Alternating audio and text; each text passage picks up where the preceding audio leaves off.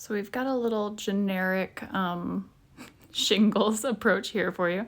As you can see, I've kind of laid in already what the horizontal shadows at the bottom edge of the shingles might be. Put those in with a pencil line just to help keep me, give me some orientation as I'm working through this. Once again, I'm using the cold press paper because it has a little bit of texture already inherent to it that I think is going to help us create that kind of asphalty shingle that you showed me. So putting a thin wash down, modeling it. It's a very similar approach actually to what we used in the sidewalk. While it's wet, I'm adding some little spatter into it, but know that we're going to go back over that. When it's wet like that, the spatter really does diffuse. The drier ones we're going to do later are going to show up a lot more. So going through and kind of randomly using, 50% dilution of a gray with a little bit of blue in it to create some various colors. You want to make sure that when we're doing this, we're definitely getting kind of a nice firm bottom line of these shingles, kind of individual shingles along that bottom edge. So I'm using my little tiny brush again, Devin, and creating a couple like shadow edges. It works better. You can see I made the first two kind of solid all the way across, and it looks a little bit more like the layers of shingles with this kind of like broken line, unpredictable weight line for each of the bottoms. That helps it feel a little bit more real, that each of them's a little different depth, a little different light.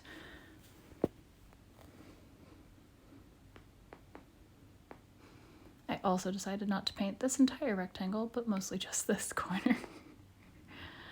Because it's a little bit repetitive.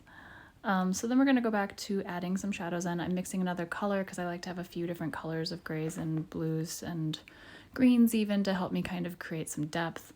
So the next one I'm going to work with is a little bit of a spatter. So this is drier. I've got a nice stiff short bristle brush. I'm doing the spatter with a dark version of the gray with a little bit of green and blue in it. If you didn't want this to spatter outside this rectangle, you could either tape it out or you can even just lay paper at those edges. Since it's falling straight down, it's like spray paint, so you don't have to worry about it spreading, you just have to worry about it hitting it. So if I laid paper around all those and kind of just very softly taped them or held them down, we'd be pretty safe. I'm doing another layer of spatter with my nice stiff brush bristle, and I'm just pulling them back kind of like toothbrush spatter. Toothbrush works really well also if you don't have a stiffer brush. This one I did with a warmer color, so that's got that brown in there. I'm trying to create this kind of different layers of colors and tones that will help sell the asphalt texture of the shingles. So now we're going back in and continuing our work, creating some random darker shingles amongst the lighter ones.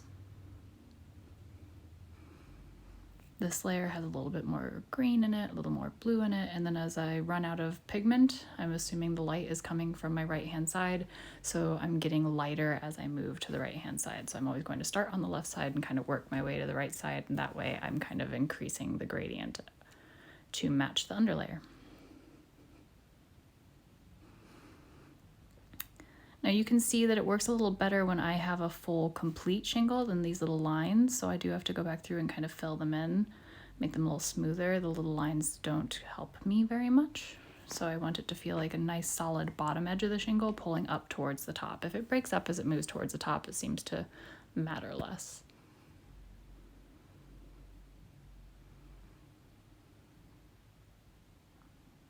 Now I'm mixing another color of it, this one with a little bit more blue, less green, so it'll be a little darker feeling, a little cooler in tone. Also playing with different brush positionings to see if there's an easier way to pull them up, or if you had a very small flat or angled brush, this would be a great place for it.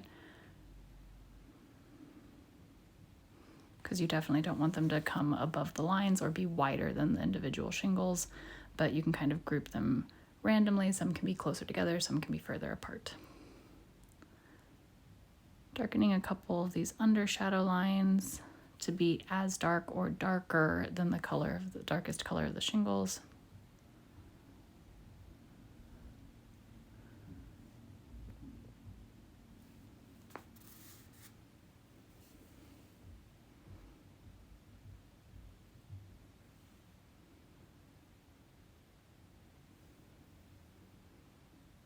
So here you can see that they're getting lighter as they move towards where I did not finish the underlayer, but we could imagine the underlayer petering out and getting softer so that we're selling a little bit of the dimensionality of the roof, that it's coming into light on that side.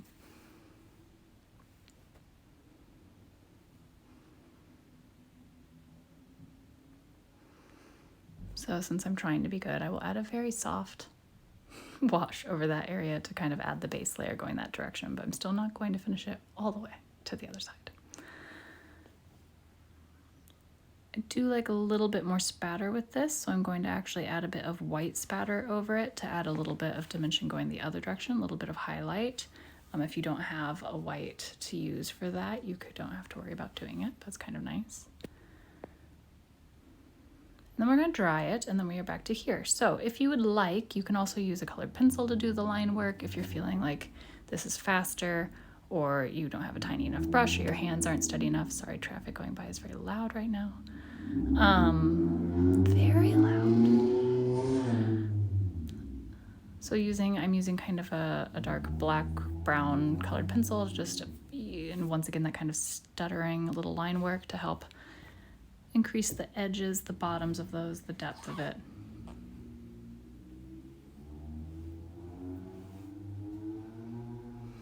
And then you can also use, if any of the edges feel a little too feathery, a little bit too choppy, you can use a gray colored pencil to soften them or add a little more dimension, like a firm edge to a few of the shingles, just so there's something a little bit more defined about it. I like the softer approach of this. When I looked at some roof examples, I see the edges, the bottoms of the shingles coming towards me, but I didn't see so much the individual lines in between them, partially because we're usually looking up at it, so what we're seeing is that bottom edge.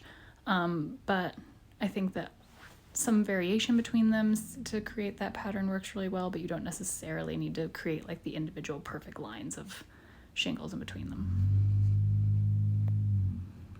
I will always go for a little more of a soft painterly approach, generally speaking. If you wanted to be very mathematical about it, you could. So once it is all dried, this is the texture we end up with and kind of the close-up of it, and I hope that helps.